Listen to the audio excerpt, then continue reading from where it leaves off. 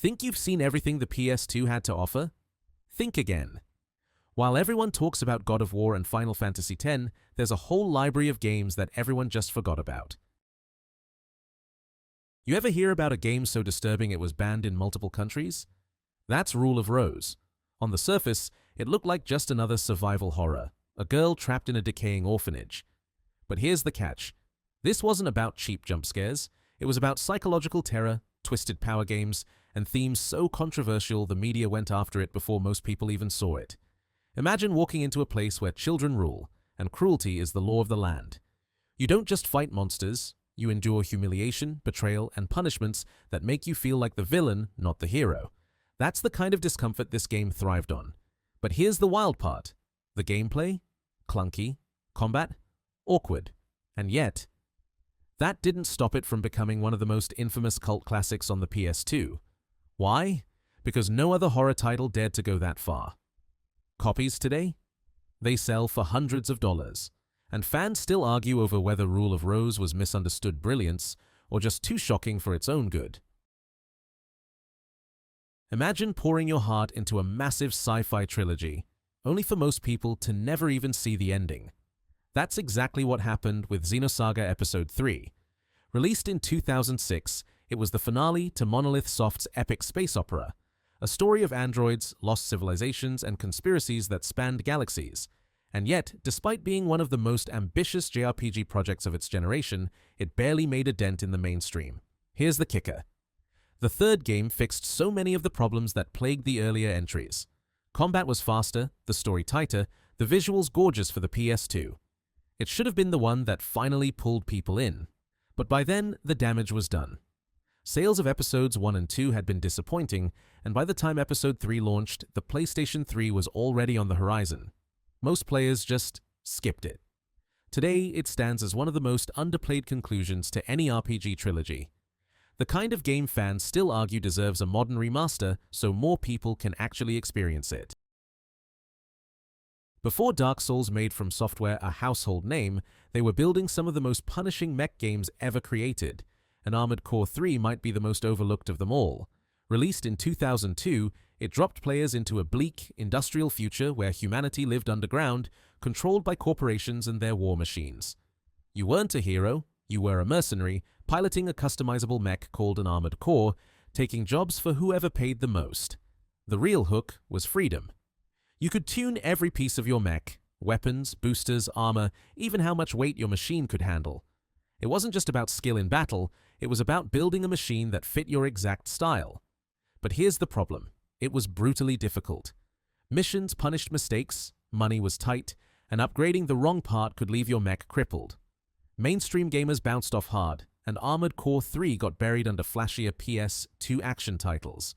Today, it's fascinating to revisit, not just as a forgotten gem, but as a glimpse of From Software's DNA before they changed the industry with Souls.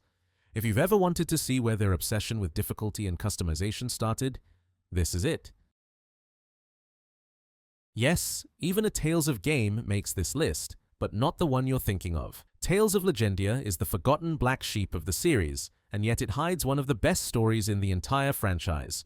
Released in 2005, it launched right alongside Tales of the Abyss.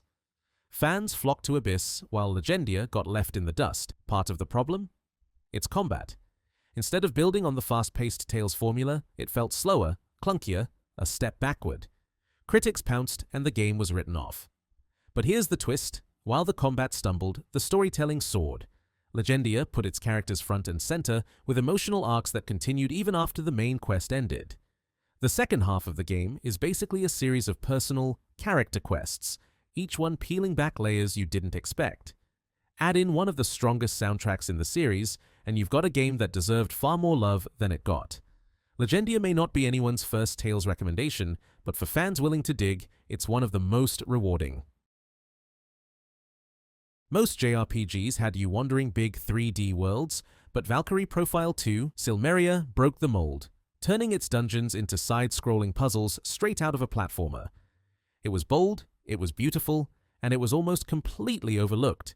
Released in 2006, it acted as a prequel to the cult classic Valkyrie Profile. You played as Silmeria, a Valkyrie trapped inside the body of a princess, and every decision was chained to the weight of Norse mythology. It wasn't just about saving the world, it was about fate, identity, and defiance against the gods themselves. The combat system? Pure brilliance.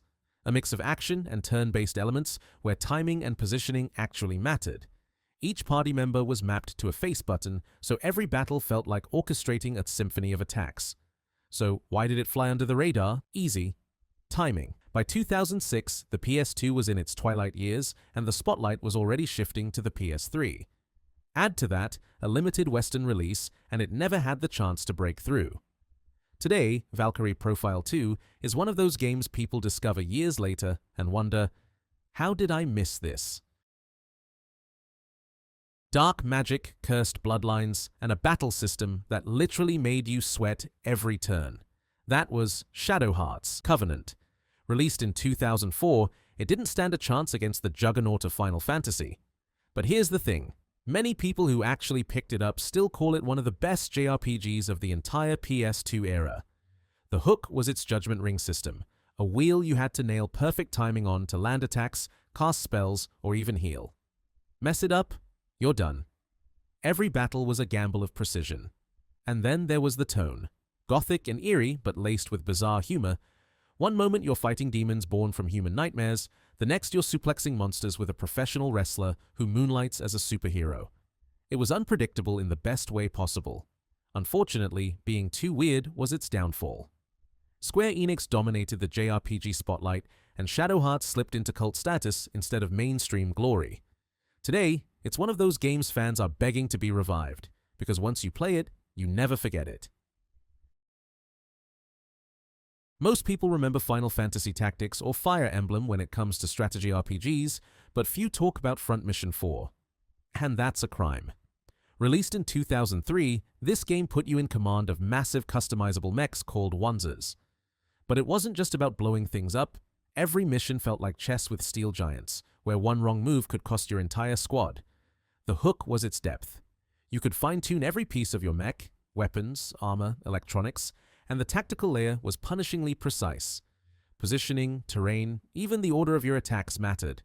So why did it get buried? Timing. The PS2 was overflowing with RPGs, and tactical games were considered too niche for Western audiences. Square Enix gave it a quiet release, and most people never even noticed it. But fans who did, they'll tell you Front Mission 4 is one of the sharpest strategy titles on the console, and a game that deserves way more recognition than it ever got. Some games don't just play well, they look like moving paintings. Odin Sphere was one of them. Released in 2007 by Vanillaware, it stunned players with its gorgeous 2D hand-drawn art, the kind that made every battle look like a living storybook. And yet, it never got the mainstream respect it deserved. You didn't just play one hero, you played 5, each with their own storyline, warriors and princesses all tangled together in a narrative of love, betrayal, and apocalypse. It was ambitious, it was heartbreaking, and it was unlike anything else on the PS2. So why did it fade into cult status? Performance. The PS2 struggled to handle the game's visuals, leading to slowdown and clunky frame rates.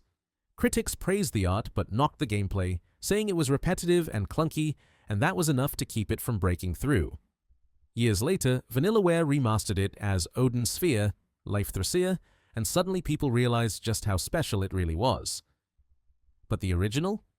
That's the underrated gem, the flawed masterpiece that too few gave a chance. A forgotten Atlas RPG with some of the most haunting art direction on the PS2, Eternal Poison is the kind of game you either never heard of or you still can't stop thinking about. This was a tactical RPG, but it didn't look or feel like the others. Instead of knights in shining armor, you got cursed princesses, twisted demons, and gothic fairy tale worlds that felt ripped straight out of a nightmare storybook. Here's the twist. Every battle wasn't just about survival. You could choose to kill the monsters, or capture them, and you could sell them or use them in future battles. It turned combat into a constant moral dilemma. So why did it vanish into obscurity? Timing. It came out in 2008, right when most people had already moved on to the PS3. Add in Atlas's notoriously small print runs, and suddenly Eternal Poison became one of the rarest tactical RPGs on the console. For fans who discovered it, the eerie soundtrack, branching paths, and dark aesthetic made it unforgettable. For everyone else, it's just one of those names whispered when people trade lists of games you'll never find on a store shelf again. What if I told you there's a Square Enix RPG where you can recruit over 150 characters, and most players don't even know it exists? That's Radiata Stories. Released in 2005, it landed right in the shadow of Final Fantasy XII hype, and almost immediately got overlooked. Which is wild, because under the surface, it was one of the most charming and ambitious RPGs on the PS2. Here's the twist. The entire story branches depending on the choices you make. Side with humans? You're suddenly at war with elves, dwarves, and fairies. Side with the non-humans? You turn your back on humanity. Either way, it's messy, and most of your friends end up your enemies. Recruiting characters wasn't just a gimmick. Every townsperson, mercenary, or oddball NPC had their own schedule, their own personality, and their own requirements to join you. You didn't just build a party, you built a world full of allies. So why did it fade away? Timing. By 2005, the PS2 was already drowning in JRPGs, and Radiata got buried. No sequel, no remaster, just a single cult hit that still holds up today if you can track down a copy. Many of these games are still worth playing today, whether it's the creepy and haunting atmosphere of Rule of Rose, the tactical depth of Front Mission 4, the emotional punch of Shadow Hearts. These titles prove the PS2 wasn't just about the blockbusters, it was about risks, experiments, and ideas you rarely see anymore. So, how many of these did you play back in the day?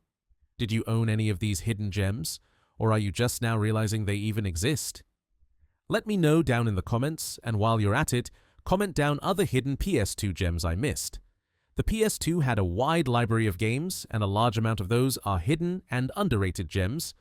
If you enjoyed the video, be sure to leave a like and subscribe for more.